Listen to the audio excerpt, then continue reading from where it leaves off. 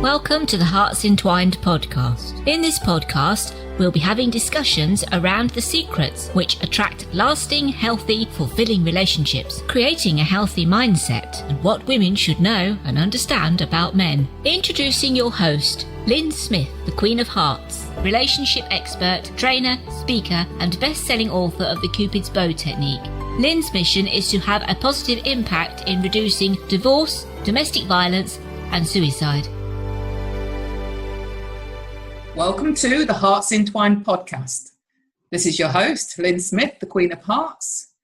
And today, listeners, I've got a fabulous guest. Her name is Kiani. Welcome to the podcast, Sam. Thanks, Lynn. It's really great. I appreciate you having me on. Sam's a human potential coach. So just explain a bit to listeners that aren't familiar with what that could mean, Sam, as to what a human potential coach is. Yeah, great question, actually. It's hard, I find, to describe myself because I suppose I've worked a lot in the corporate space. And after 25 years of working in projects and programs, I noticed that it didn't matter what the technical challenges were that we were trying to do. It was always the challenges were in the people and in the relationships. So basically, I retrained about 4 or 5 years ago as a coach, and I now work as a coach helping people and businesses basically let go of what's holding them back to step into the fullness of who they really are. And that's why I'm so delighted to be on your podcast today, because really relationships are such a central component of that, of what holds us back, and also once we master it, what helps us be all that we can be. Excellent, lovely, thank you. I think you've explained that beautifully. So, Sam, we was talking a bit off there about, the topic that we would be discussing in today's podcast, and we come up with how do we show up in relationships. So, what was your context around, what this actually means for us and our listeners? Well, I mean, I'm a real science nerd. And I'm also really fascinated. I was that kid that always asked why. And why? How does that work? How does that work? And so what I notice is that we are the center of our own universes. And our brains are this perception, meaning-making machine. So what that means is we experience the world through our senses. So it's not selfish, but we are the center of our universe. I agree. And so it was from that perspective, really, that if we imagine that we are the center of our own universe, and all the relationships that we have around us, romantic, family, friends, work, casual people in the street, it's, what's our part in the dynamics that we create. And certainly not all the bumps in the road that we meet are our fault, but it's that whole thing, us in the middle, with this constellation of relationships around us. Yeah, so you were saying, earlier when we were speaking off air about, obviously we do have a part to play in whatever we're creating currently, and if that is a very challenging environment, then we have our own part to play. But also, we don't need to lay blame on ourselves for that. Yeah, that's right. And I think it's important because without getting into too much depth of my personal history, but I was born into quite a troubled family. And so the relationship that I had, particularly with my mum, was really, really troubled from as young as I can remember. And I remember blaming myself for a lot of that. And of course, and also blaming her and being really angry at her. And what I realised later, after doing, quite a lot of therapy and reading of loads of books, because I think from as young as I can remember, I was fascinated by relationships and what made them work. Yeah. And so, it is this thing of separating out, okay, so in that situation with my mum, so I was the firstborn. So, of course, my relationship with her is going to be different than that of my brother, who is second born 7 years later. So the fact that he has a different dynamic to her, it's not my fault. Yeah. It's just we are different people. We have, there are different circumstances. And so there's two pieces. It's understanding, so what are my patterns? And also just like forgiveness, like letting ourselves off the hook that we're not necessarily creating all of the circumstances, but just what is our part in how we respond or how we might react to those. I can absolutely 100% relate to this because I had a very similar upbringing. Both my parents had a very volatile relationship. I didn't really have a close relationship with either one, but my mum certainly wasn't a maternal nurturing mother. And if you ask what my story is about growing up and what my brother's story is about growing up, and there's only 2 years between us, they're very different, in terms of the relationship we had with the same mother. Mine was very much, I felt she was very cold and maternal and, and not very affectionate or caring of me. And his was totally different. And I think sometimes there is that difference because of the genders. I think there is a lot of truth in sometimes that, the saying that usually mother-son relationships are different to mother-daughter relationships. Yeah, I think the moment of clarity I had, and this came, many years down the line. It wasn't like I was 8 and had this moment of clarity, just to be clear. But one of the reasons I think mother and daughter relationships are so difficult is that hurt people, Yes. and parents also have a lot of pressure of their own expectation about what they might want to be like as parents. And when they don't respond that way and they're violent and angry and, less than this perfect ideal of a nurturing parent, I think they build up a lot of self-hate. And so something I realized is the reason that my mum was one of the reasons I think my mum was so violent towards me is because I reminded her so much of herself. Yeah. And so the punishment of me was really her own self-punishment. And part of the healing of our relationship has been really weirdly like me accepting myself and me talking to her about how much I look like her, and me talking to her about how much I am not afraid of turning into her. And that somehow has been very healing for her. And so it's been quite healing for our dynamic. Yeah. And I've had similar dialogue with my mother. We've resolved a lot over the years. I can remember though, the time when I didn't have the awareness to deal with it very well, that I did blame her a lot for, a lot of things that now that I can see. Like you said, she was probably struggling from her own perspective with her own issues and self-hatred and what have you herself, and not knowing how to manage and deal and heal from that. Yeah. I don't know about you, Lynn, but one of the things that really helped me on my own journey of healing and to a certain extent of self-acceptance was that realization of my mum's pain. Of realizing that the behavior of other people is often not driven by us, it's driven by what's going on inside them. And so instead of taking it so personally, and of course as a child it's almost impossible, right, not to take the behavior of your parents personally, but one of the key steps I think on the path for me towards healing and transcending all of that difficulty and confusion was that realization that if I take a step back and I pretend that I'm not the daughter of these two people, what does their behavior tell me about them as humans, about how happy they are, about their relationship with themselves?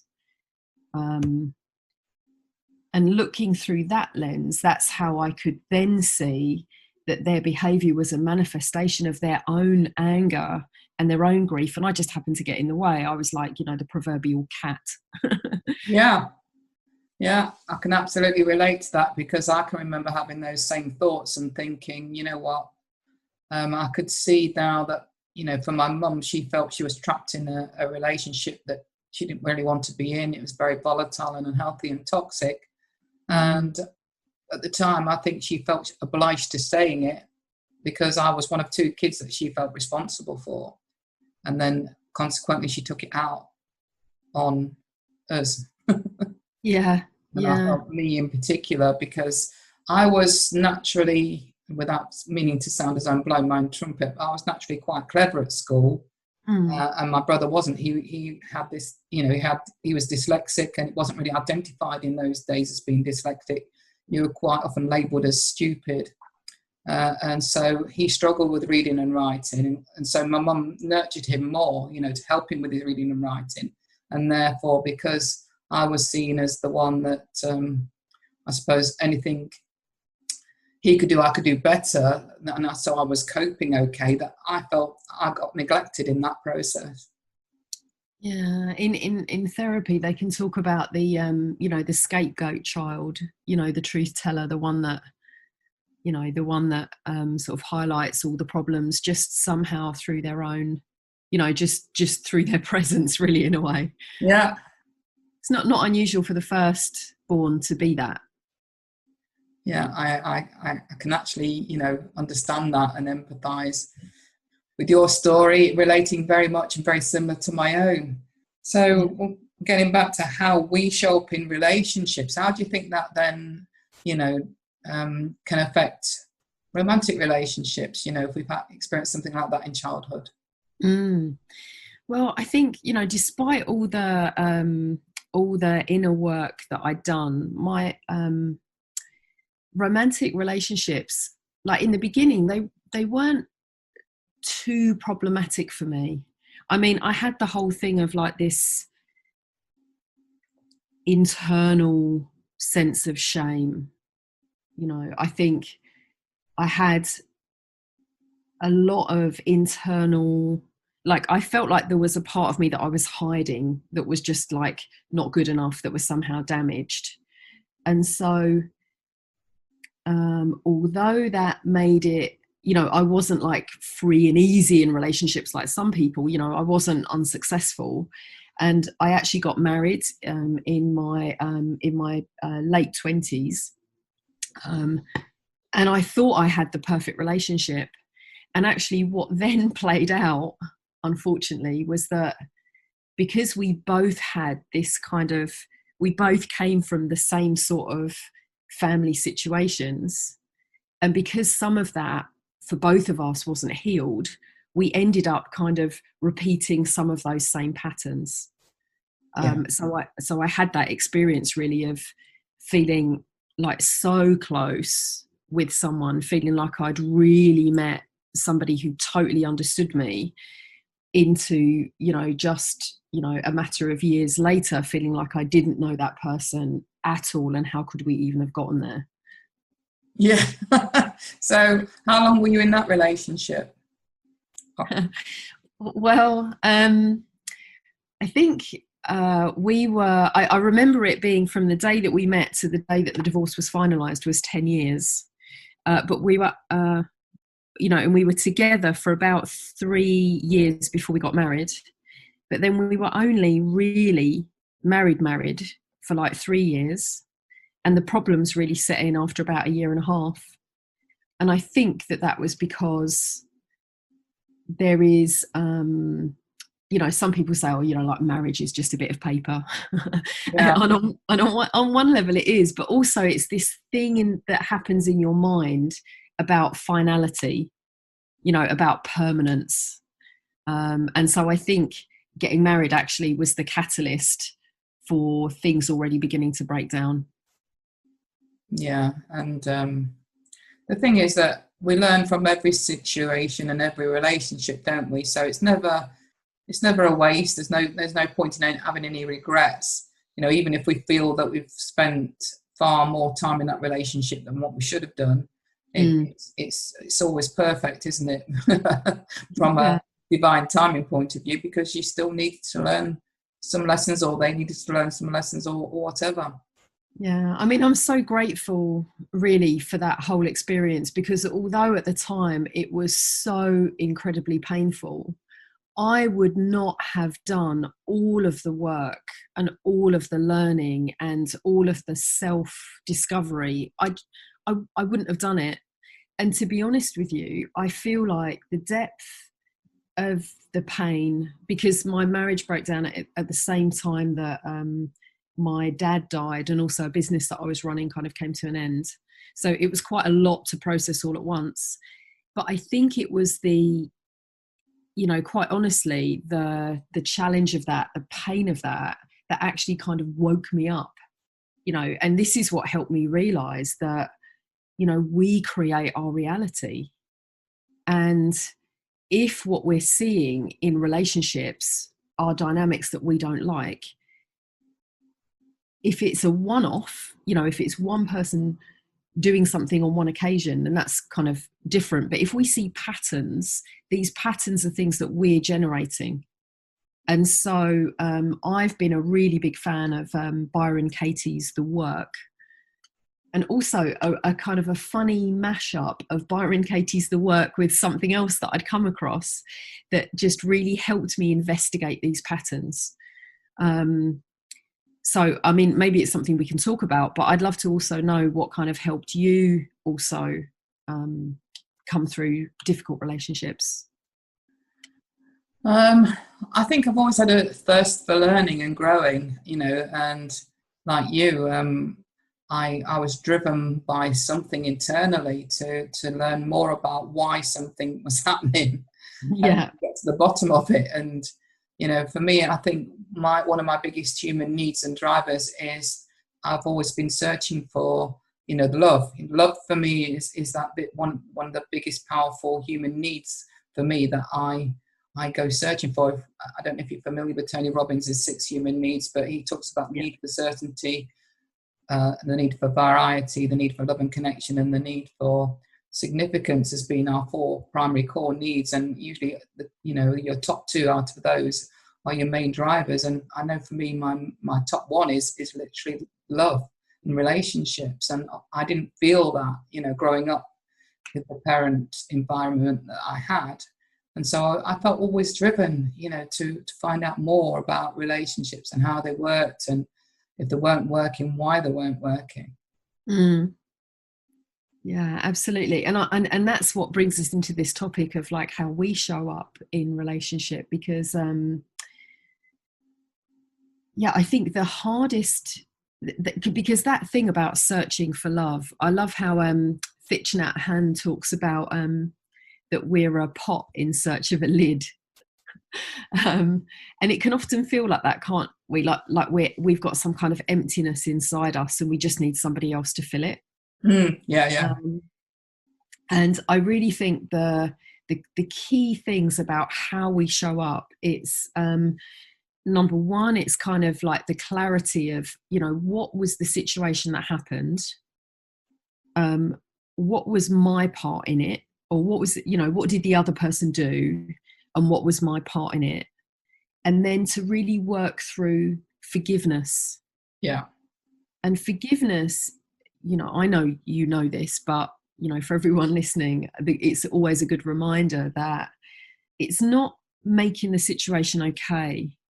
It's just acknowledging that it happened, that it's in the past, and we need to let go of the emotional charge that's around it. Yeah, it's all about, like you say, it helps on that healing path. It's not about thinking that whatever was done was acceptable. If you've been through a trauma at the hands of anybody, it's not about accepting that it was, an okay thing, but, it's for yourself, isn't it? It's just helping you to heal. Yeah, it's just acknowledging that at that time, we did the best we could with the resources that we had at the time, and what lesson might we want to take away, or what's the learning that we might want to take away? But I almost think the important thing is just the forgiveness, and that really leads on to the importance of like self-acceptance. You know, to be able to look in the mirror and look into our own eyes and to be able to like that person. Yeah. That is so fundamental, I think. Definitely. I absolutely 100% agree with that. The key relationship is always it brings it back to the relationship first and foremost that you have with yourself, isn't it? And not looking for that external validation all the time, or that external feedback that you're loved, although that's nice. But, you know, first and foremost, looking at yourself and knowing that you're worthy of love, and on the back of that, you know, attracting then the love from others, because they can see you radiating that and being that and exuding that. Yeah. Yeah. And I mean, I think it can be a whole journey, like to self-acceptance. But if you think about how we grow to like other people, this is how we can consciously go through the process of learning to like ourselves. You know, consciously seeing ourselves doing things that we value, you know, and doing things that we enjoy. Because I think it's just important, well, it's been important for me to just understand the mechanism of the brain, you know, that we have the most sophisticated brain on the planet, but it is still wired for our survival. So we tend not to register the good things, right? Because they don't stop us getting, you know, run over by a car or eaten by a bear, you know. And so it's really important. I mean, literally, like neuroscientists, they will tell you it is 1,000 times easier at the end of the day for you to recall something bad than it is something good. Yeah, because like you say, it sticks in your consciousness more. You know, if you've had a challenge or a difficulty to deal with in your life, then some of the happiest memories that you've probably got, you know, stores and stores of, but you know, you dismiss and delete. That's right. And so I also think, like, once we know this, not only does this apply to our relationship with ourselves, like just taking time to deliberately soak in the good, to look for the good, to look for the best in us, not to constantly be looking for the faults. This is something that if we can do this for ourselves, we also do for others. Because one of the biggest things that destroys relationships is, nitpicking, basically. Yeah, I agree. And the thing is we can fall into that so easily, right? Because especially these days, it's all about hacks and tips and how to get better. But before you know it, you know, you're saying to your partner, oh, you know, you could just do this, or you could just do that. Or, you know, you bring to them all your knots and you bring to them all your disappointments. You know, you don't bring them your appreciation and your praise and, the things that they do that you really appreciate. You just tend to talk about the bad things otherwise. And I think this, this is the thing that kind of slowly over time just, destroys all the respect and the love in relationships. Yeah, I call it, shutting over people, or even shutting all over yourself. You know, you should be doing this, you should be doing that, or, you know, I love it. Done this, or I should have known that, and I call it shutting. shooting all over someone. I love it. Because I think that touches on one of like the really big myths of relationship, right? Is that because you were talking about romantic relationships, and it's just, there is such a persistent myth that if it's right, if we love each other, it will just work. Yeah. I don't know if you agree with that. I see a lot of people who, and I remember even falling into that trap myself, you know, whereas really it is about building these, relationship skills, isn't it? Absolutely. And first and foremost is that relationship with self, and appreciating, like you say, to start with, loving and liking yourself and giving yourself a pat on the back for your little wins and successes along the way. And not beating yourself up and blaming yourself if you don't get what you want, because you'll always get what you need. Yeah, Yeah, absolutely. And I think as well, the other aspect is when we move, so still from this perspective of standing in our own experience, but thinking about what we're creating. Because, so I have to say, I'm really happily married now. I think all of that work that I put in relationship building really paid off. But still, relationships have their ebbs and flows. And, something that I notice is that I can fall into this bit of a trap of, we used to have fun. Yeah. We used to have fun. And now all it is work, work, work. Yeah. But then honestly, if I look at my own behavior and I look back to how our relationship started, I brought quite a lot of fun to to our relationship. I would arrange things. I would spontaneously book tickets for things and actually create time for fun. Yes. And so I recognize it's so easy for me to put the blame on my partner and say, yo, why are we not having any fun? But actually it's me that stopped being open to fun. It's me that stopped generating fun. And you know what? That's a crucial thing I think you brought up, because I think, to be honest, when I've looked at the energies, and, typically my work is around energy work, I think it is the feminine energy that is the fun energy that brings fun to relationships, the being part of any dynamic, whereas the man is more the action and the doing and the work. I love that you've brought this up, because this is where I feel like there are two people's work in this space that I think have massively helped me, and one is Marianne Williamson. Yes, love her. And have you done her Aphrodite program? No, but I'm very much into Marianne Williamson. I'm very familiar with her work, and I've done a lot of research around who she is and what she does. Yeah, so it's it just so connects with what you're saying, because in modern life, like these days, the roles of men and women have become very mixed up, and we women, especially if we're in the workplace in a very corporate environment, we just become men if we're not careful. We become so consumed with this male energy. Yes. Of doing, winning, planning, anything linear, construction, creating in that forceful way, like the real doing, push. This is all very male energy. Yes. And so there's a lot of women, and I feel like I had this problem for a while. I was like, men are just intimidated by me, because I've achieved all these things. Yeah. And actually, it isn't that. It's that I'm emasculating them. Yeah, 100%. By not allowing any space for their masculine. And actually, John Gray, who wrote the follow-up to Mars and Venus, is like Beyond Mars and Venus, talks exactly to this point, that when we're like that as women, our testosterone levels rise, right? And so we become stressed because we're not supposed to be in that state. No. And the man around us, his testosterone gets suppressed. So and so the balance of his female hormones effectively rise. And what can happen is he can then flip into the female role. So he starts, talking a lot about his feelings and needing time and space.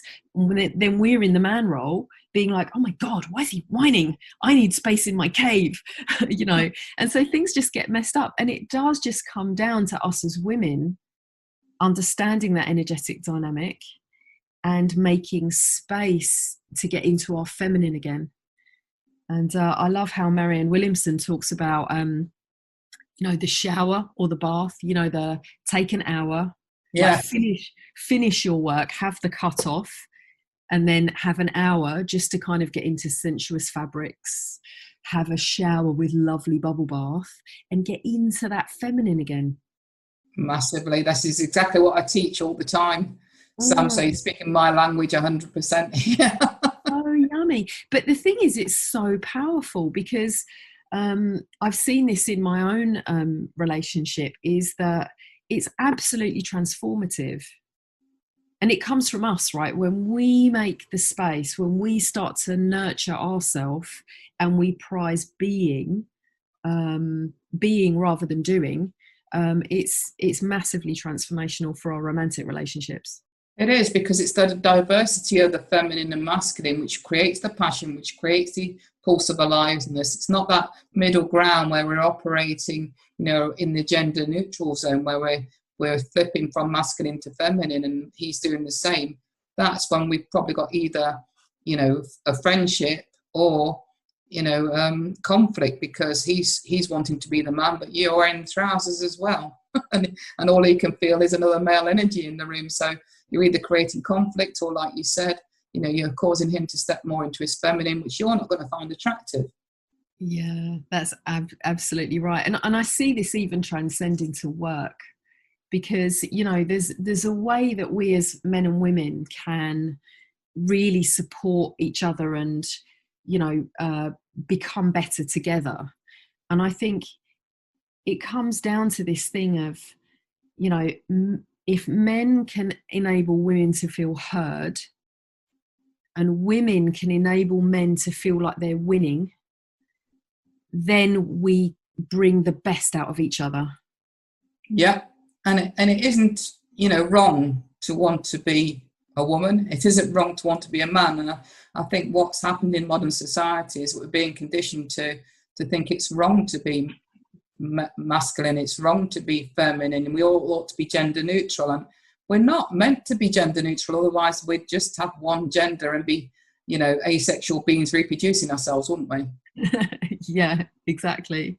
And I think the thing is that I really feel like, our personality is like an accumulation, and this physical body is essentially an accumulation. It's like it is a meat suit we get for this experience of being human. And so the thing about gender and about these male and female energies, I think we're in a time now where they almost transcend the meat suit we get.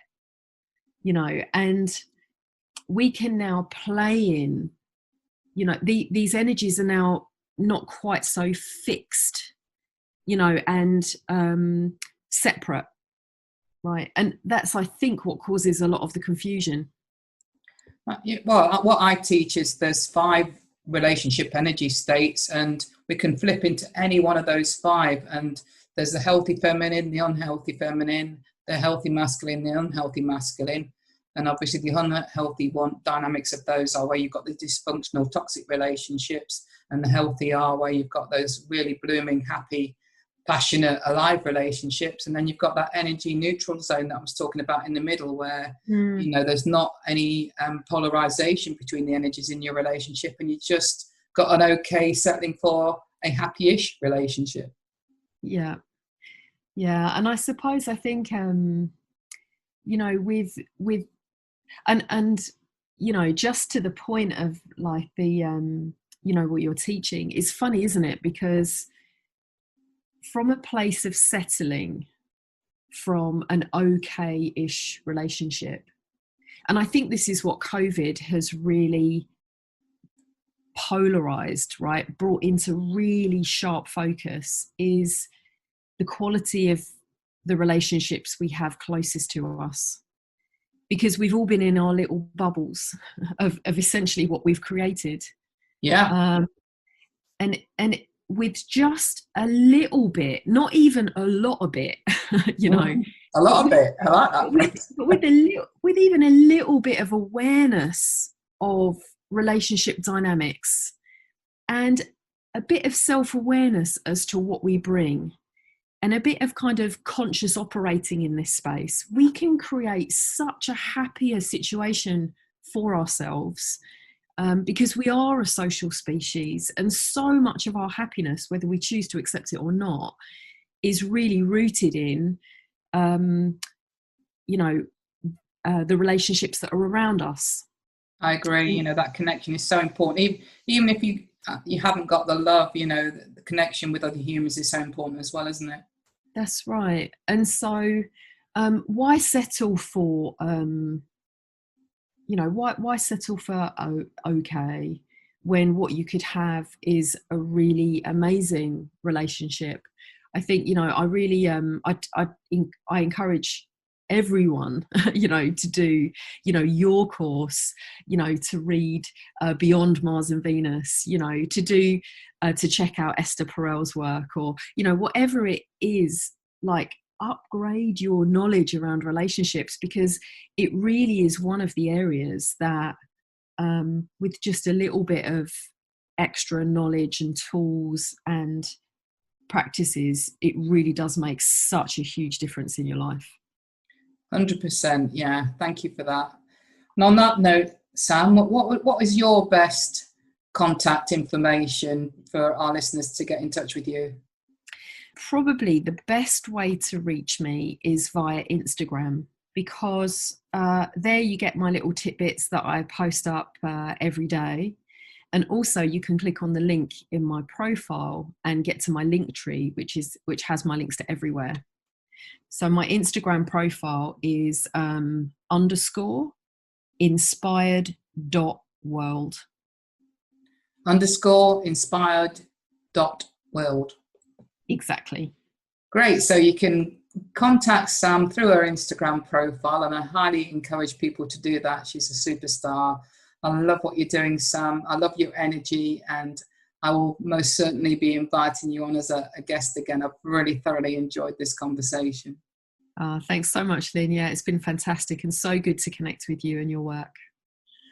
Thank you. And on that note, listeners, as I always end the program, is always remember, true love starts with opening our hearts. So until next time, goodbye for now.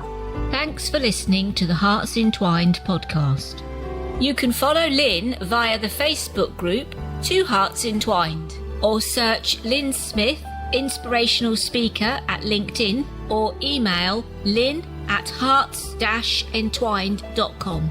That's LYN@hearts-entwined.com. Remember, true love starts with opening our hearts.